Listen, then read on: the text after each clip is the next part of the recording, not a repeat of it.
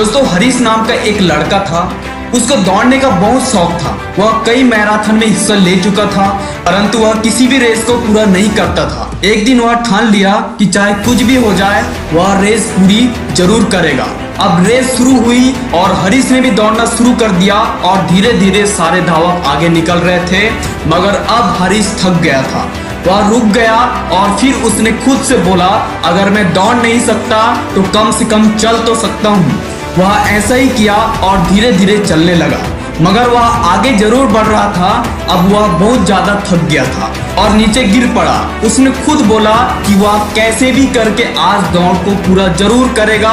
वह जिद करके वापस उठा और लड़खड़ाते हुए आगे बढ़ने लगा और अंततः वह रेस पूरी कर गया। माने कि वह रेस हार चुका था, लेकिन आज उसका विश्वास चरम पर था, क्योंकि दोस्तों हरीश आज से पहले रेस को कभी पूरा नहीं कर पाया था। वह जमीन पर पड़ा हुआ था क्योंकि उसके पैरों के मांसपेशियों में बहुत खिंचाव हो चुका था, लेकिन आज वह बहुत खुश था क्योंकि आज वह हार कर भी जीता था। दोस्तों हम भी तो इस तरह की गलती करते हैं हमारी लाइफ में।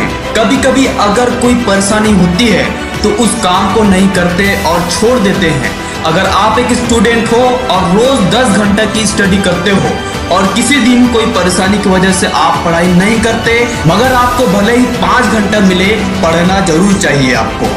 हरीश की कहानी से हमें यह सीखने को मिलती है कि अगर हम लगातार आगे बढ़ते रहे तो एक दिन हम हार कर भी जीत जाएंगे। दोस्तों छोटे छोटे कदम को बढ़ाओ और आगे बढ़ते जाओ, यही सफलता का नियम है। अगर दोस्तों आपको यह मोटिवेशन स्टोरी इन हिंदी अच्छी लगी हो तो हमें कमेंट करके बताएं, और आपने अभी तक story in Hindi YouTube channel subscribe नहीं किए हैं तो सब्सक्राइब कर ले। तो चलिए फिर मिलते एक नए स्टोरी के साथ, तब तक के लिए जय हिंद, वंदे मातरम।